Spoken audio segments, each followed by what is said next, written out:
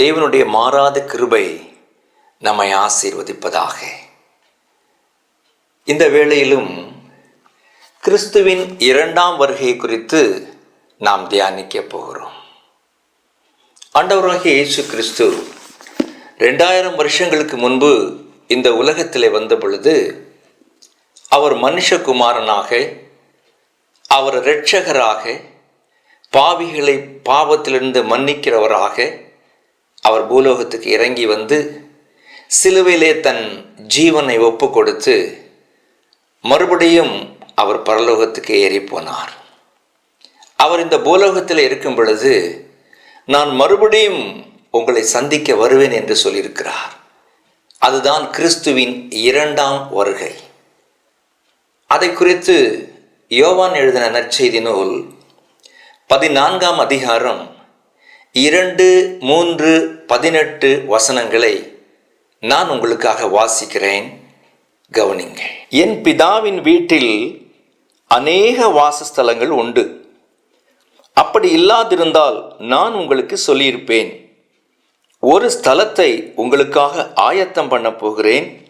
நான் போய் உங்களுக்காக ஸ்தலத்தை ஆயத்தம் பண்ணின பின்பு நான் இருக்கிற இடத்திலே நீங்களும் இருக்கும்படி நான் மறுபடியும் வந்து உங்களை என்னிடத்தில் சேர்த்து கொள்ளுவேன்.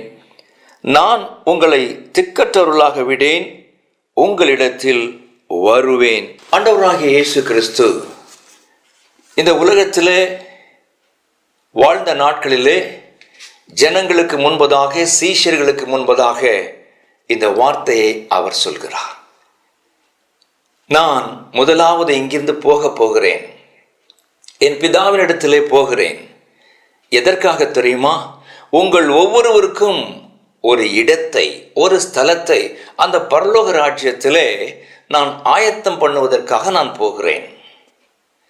உங்களுக்காக அந்த ஸ்தலத்தை ஆயத்தம் பண்ணின பின்பு நான் மறுபடியும் உங்களிடத்திலே வருவேன், உங்களை என்னிடத்திலே சேர்த்து கொள்ளுவேன். அதுவரையிலும் உங்கள் இருதயம் கலங்காதிருப்பதாக. நான் ஒருபோதும் உங்களை திக்கற்றவர்களாக விட்டுவிட மாட்டேன், தைரியமாயிருங்கள் என்று சொல்லி அவர் சொல்லி போயிருக்கிறார். எனக்கு அன்பானவர்களே, மறுபடியும் வருவேன் என்று ஆண்டவர் சொன்னதினாலே கட்டாயம் நம்முடைய இயேசு கிறிஸ்து வருவார். அதில் எந்த விதமான சந்தேகம் இல்லை.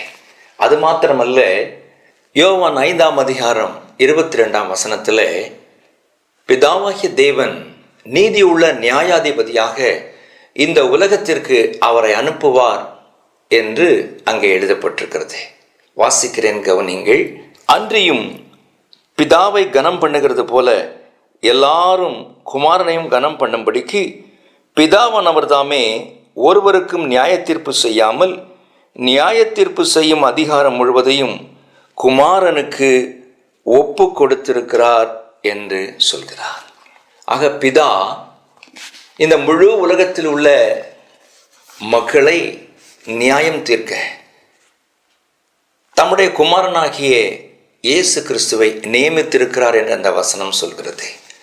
என்றைக்கு முழு உலகத்தின் பாவத்தை, ஆக்கினைகளை தன்மேல் ஏற்றுக்கொண்டு கொடூர வேதனை அடைந்து இயேசு கிறிஸ்து சிலுவையிலே மரணம் அடைந்தாரோ, அன்றைக்கே பிதாவாகிய தேவன் தன்னுடைய சித்தத்தை இயேசு கிறிஸ்து செய்தபடினாலே இந்த முழு உலகத்தையும் சத்தியத்தின்படி நியாயம் தீர்க்கக்கூடிய அந்த மிகப்பெரிய பொறுப்பை பிதாவாகிய தேவன் அவரிடத்தில் ஒப்பு கொடுத்திருக்கிறார். அந்த ஆண்டவராகிய இயேசு கிறிஸ்து நமக்காக ஒரு ஜெபத்தை மனுஷகுமாரனாய் இருந்த பொழுது அவர் ஏறெடுத்தார். அது என்ன ஜெபம் தெரியுமா? யோவான் எழுதின சுவிசேஷம் 17ஆம் அதிகாரம் 24ஆம் வசனம். பிதாவே, உலக தோற்றத்திற்கு முன் நீர் என்னில் அன்பாயிருந்தபடியினால் நீர் எனக்கு தந்த என்னுடைய மகிமையை நீர் எனக்கு தந்தவர்கள் காணும்படியாக நான் எங்கே இருக்கிறேனோ அங்கே அவர்களும் என்னுடனே கூட இருக்க விரும்புகிறேன். ஆண்டவராகிய இயேசு கிறிஸ்துவினுடைய விருப்பத்தை கவனித்தீர்களா? பிதாவினிடத்திலே மன்றாடுகிறார். பிதாவே, நான் எங்கே இருக்கிறேனோ என்னோடு கூடவே என்னால் தெரிந்து கொள்ளப்பட்டவர்கள் என்னுடைய வசனங்களுக்கு கீழ்ப்படிந்தவர்கள் அந்த பரலோக ராஜ்யத்திலே, அந்த நித்தியத்திலே என்னோடு கூட இருக்கும்படி நீர் எனக்கு அருள் செய்ய வேண்டும் என்று சொல்லி அவர் ஜெபம் பண்ணுகிறார். அந்த ஜெபத்தை பிதா அங்கீகரித்ததினால்தான் பிதா சொல்கிறார், நியாய தீர்ப்பு செய்யும் அதிகாரத்தை நீர் வைத்துக் கொள்ளும். உமக்கு தெரியும் உமக்கு பயந்தவர்கள் யார், உமக்காக ஜீவித்தவர்கள் யார் என்று சொல்லி நீர் அறிந்திருக்கிறபடினாலே நியாய தீர்ப்பு செய்யக்கூடிய அதிகாரத்தை பிதாவாகிய தேவன் ஆண்டவராகிய இயேசு கிறிஸ்துவின் ஜெபத்தை கேட்டு அவர் கரத்தில் ஒப்பு கொடுத்து விட்டார். நன்றாய் கவனிங்கள் பிரியமானவர்களே. ஆண்டவராகிய இயேசு இப்படி சொல்கிறார். வெளிப்படுத்தின விசேஷம் 22ஆம் அதிகாரம் 12ஆம் வசனத்திலே அப்போஸ்தலனாகிய யோவான் மூலமாக கர்த்தர் வெளிப்படுத்துகிற ஒரு பெரிய காரியம், இதோ சீக்கிரமாய் வருகிறேன், அவனவனுக்கு அவனவனுடைய கிரியைகளின்படி நான் அளிக்கும் பலன் என்னோட கூட வருகிறது. 2 பேதுரு 3ஆம் அதிகாரம் 9ஆம் வசனத்தை நீங்கள் வாசித்து பார்த்தால் தாமதத்துக்கான காரணத்தை அங்கே பேதுரு எழுதுகிறார். தாமதிக்கிறார் என்று சிலர் எண்ணுகிறபடி, எல்லாரும் அல்ல, நாம் எல்லாரும் அவருடைய வருகையை எதிர்பார்த்து கொண்டிருக்கிறோம். ஒரு சிலர் வருகிறேன் என்று சொன்னாரே, இன்னும் வரவில்லை என்று சந்தேகப்படுகிறவர்கள் உண்டு, கேள்வி கேட்கிறவர்கள் உண்டு. ஆகவேதான் பேதுரு அப்போஸ்தலன் மூலமாக கர்த்தர் சொல்கிறார், தாமதிக்கிறார் என்று சிலர் எண்ணுகிறபடி கர்த்தர் தமது வாக்குத்தத்தங்களை குறித்து தாமதமாயிராமல், ஒருவரும் கெட்டு போகாமல் எல்லாரும் மனம் திரும்ப வேண்டும். இதுதான் ஆண்டவராகிய இயேசு கிறிஸ்துவினுடைய விருப்பம். முழு உலகத்துக்காக தன்னுடைய ஜீவனை கொடுத்தார். முழு உலகத்தின் மனுக்குலத்தின் பாவங்களை, அக்கிரமங்களை, அநியாயங்களை, மீறுதல்களை, ஆக்கினைகளை அவர் ஏற்றுக்கொண்டார். ஆகவே அது வீணாய் போய்விடக்கூடாது என்று சொல்லி தாமதப்படுத்துகிறார். அதே சமயத்தில் இன்னொரு பக்கத்தில் அவருடைய சுவிசேஷம் முழு உலகத்திற்கும் விரைவாக போக வேண்டும் என்று சொல்லி அநேகரை எழுப்பி சுவிசேஷத்தை சொல்லிக் கொண்டே இருக்கிறார். அதே பகுதியிலே 2 பேதுரு 3ஆம் அதிகாரம் 10ஆம் வசனத்தில் எழுதப்பட்டிருக்கிறது, இதோ இரவிலே திருடன் வருகிற விதமாய் அந்த நாள் வரும். திடீரென்று அவர் வருவார் என்று அங்கே எழுதப்பட்டிருக்கிறது. திருடன் வருவதை நாம் அறிய மாட்டோம். நாம் அறிந்திருந்தால் நாம் விழித்து கொண்டிருப்போம். ஆகவே ஆண்டவர் சொல்கிறார், திருடன் வருகிற விதமாக என்னுடைய வருகை இருக்கும். ஆகவே ஆயத்தத்தோடு விழித்திருந்து எந்த நேரமும் கர்த்தர் வருவார் என்று எதிர்பார்த்து கொண்டிருக்க வேண்டும் என்று ஆண்டவர் விரும்புகிறார். மத்தேயு 24ஆம் அதிகாரம் 27ஆம் வசனத்திலே, மின்னல் கிழக்கிலிருந்து மேற்கிலே தோன்றுவதைப் போல, மின்னலை போல அவருடைய வருகை இருக்கும். முழு உலகமும் ஒரே வினாடியிலே மின்னலை போல அவருடைய வருகையை பார்ப்பார்கள் என்று அந்த வசனம் சொல்கிறது. அப்படியானால் அவர் எப்பொழுது வருவார்? மார்க் 13ஆம் அதிகாரம் 32ஆம் வசனத்தை நான் வாசிக்கிறேன், கவனிங்கள். மார்க் 13ஆம் அதிகாரம் 32ஆம் வசனம், அந்த நாளையும் அந்த நாழிகையையும் பிதா ஒருவர் தவிர மற்றொருவனும் அறியான், பரலோகத்தில் உள்ள தூதர்களும் அறியார்கள், குமாரனும் அறியார் என்று அங்கே எழுதப்பட்டிருக்கிறது.